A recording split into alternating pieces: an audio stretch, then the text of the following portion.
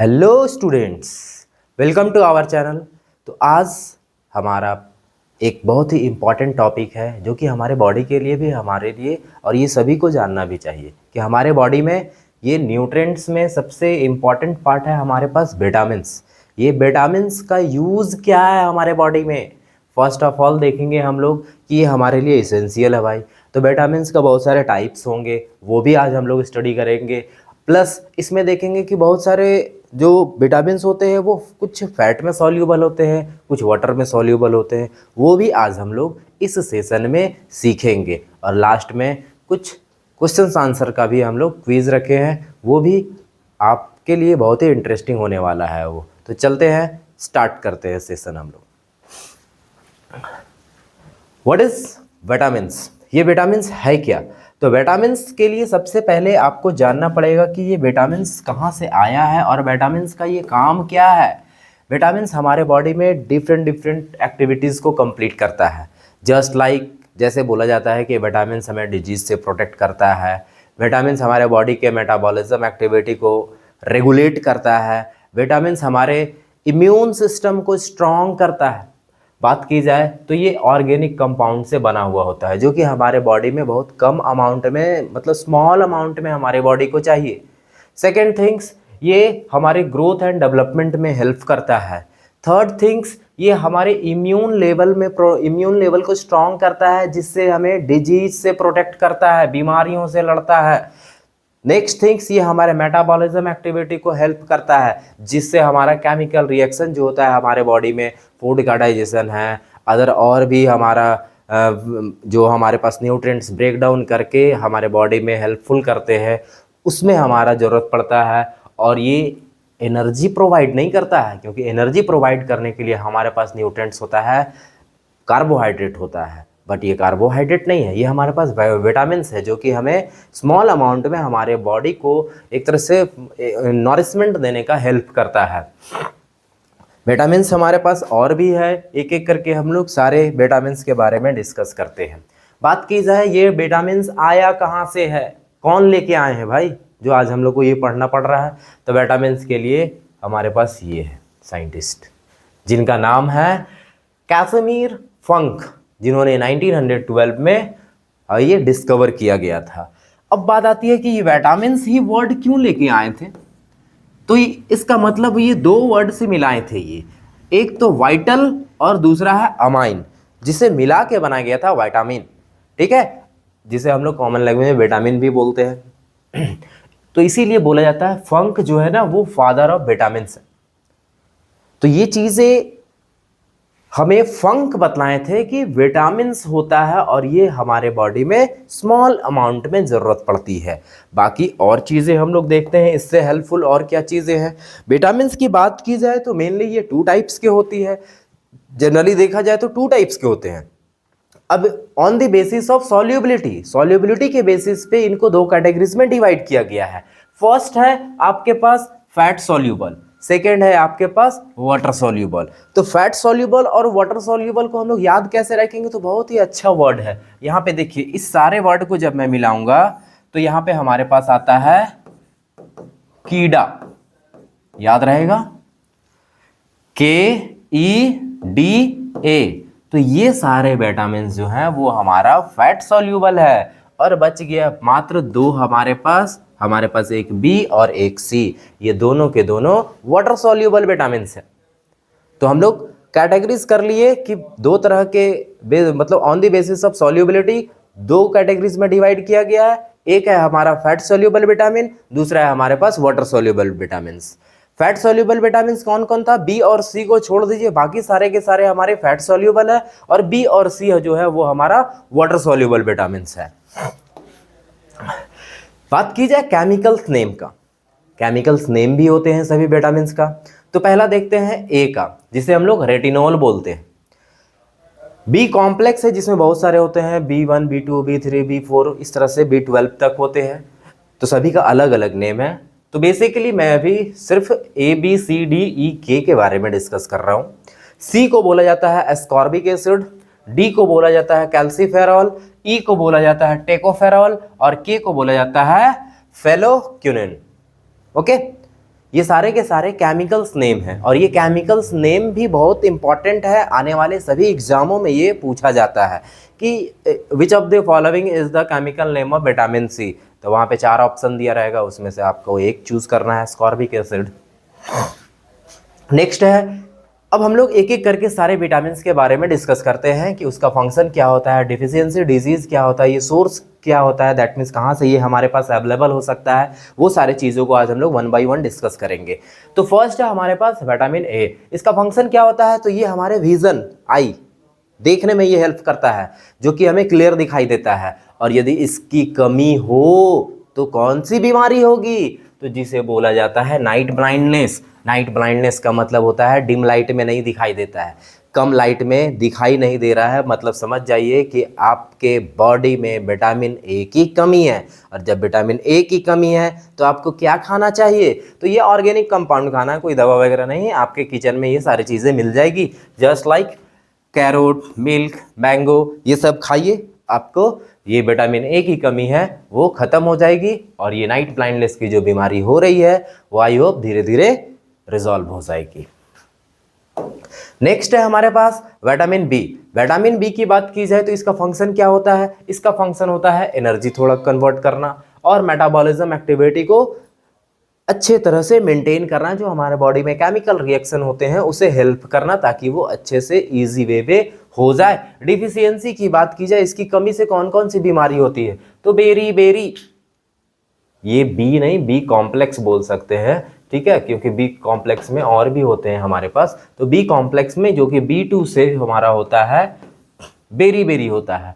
Source की बात की जाए, ये कहाँ से मिलेगा भाई, कौन सा खाना खाएंगे जिससे हमें विटामिन मिल सकता है बी, तो वो चीज़ें आपका ग्रेन्स और एग्स। ग्रेन्स मतलब आपका हो गया मकई, गेहूँ, चावल, ये सारे ग्रेन्स हो गए। ग्रेन्स में भी मिलते हैं, मेनली वो कार्बोहाइड्रेट सबसे ज़्यादा प्रोवाइड करते हैं, इसीलिए लोग कार्बोहाइड्रेट को ही याद रखते हैं।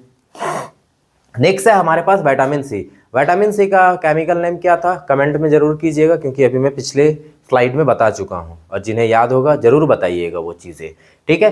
तो इसकी फंक्शन की बात की जाए तो फंक्शन है ये करता है इम्यून लेवल को स्ट्रॉन्ग करता है, इम्यूनिटी को स्ट्रॉन्ग करता है। डिफिशियंसी की बात की जाए तो स्कर्वी डिजीज़ होता है। इससे बात की जाए ये कौन से फूड लेने से हमें मिल जाएगा, तो इससे फूड लेंगे हम, लेमन लेंगे, ऑरेंज लेंगे, ये दोनों फूड हमारे लिए बेस्ट सोर्स ऑफ विटामिन है, जिससे हमें विटामिन सी की कमी खत्म हो सकती है और रिजॉल्व हो सकता है।